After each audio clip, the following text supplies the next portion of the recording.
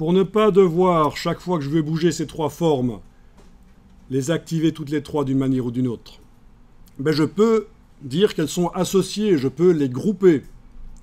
Donc vous avez trois formes qui sont sélectionnées. Dans les logiciels vectoriels comme Illustrator ou InDesign pour la mise en page, c'est toujours le principe. On veut modifier quelque chose, il faut absolument le sélectionner. Dans Illustrator, on a régulièrement des gens qui apprennent et qui disent « Ah, ça ne marche pas chez moi, j'essaie d'appliquer cet effet, ça ne marche pas. » Mais est-ce que tu as sélectionné ton objet avant d'aller chercher l'effet? Non. Voilà, donc c'est du vectoriel, c'est des objets. Il faut indiquer sur quoi on travaille.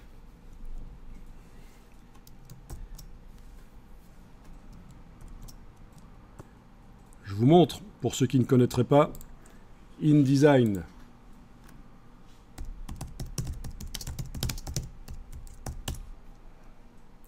C'est donc un logiciel vectoriel comme Illustrator, mais lui est spécialisé dans la mise en page de brochures ou de documents très longs.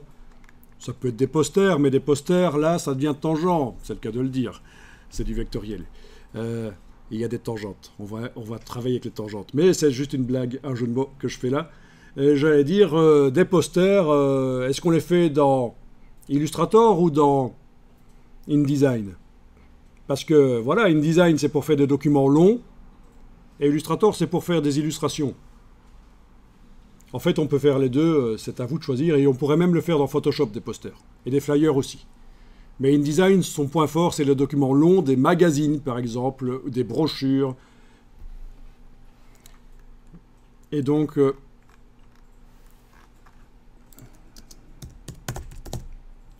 si je tapais ça correctement, ce serait mieux, voilà.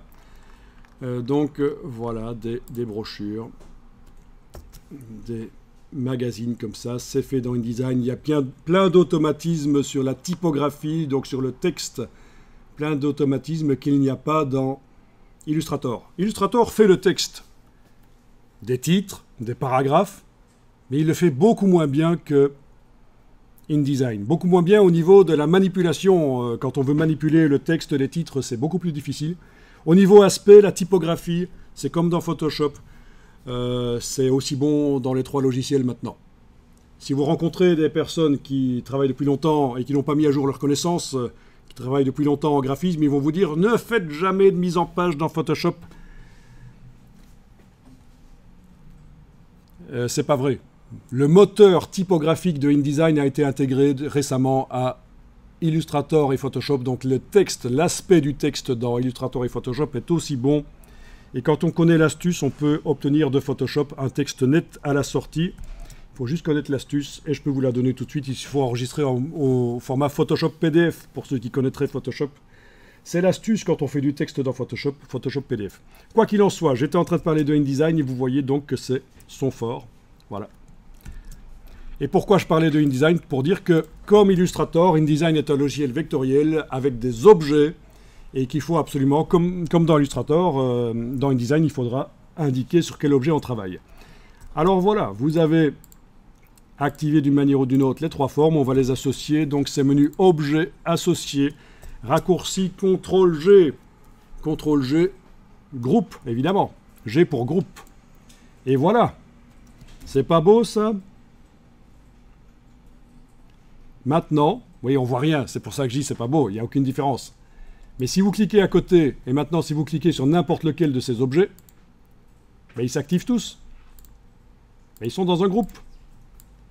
Voilà. Voilà.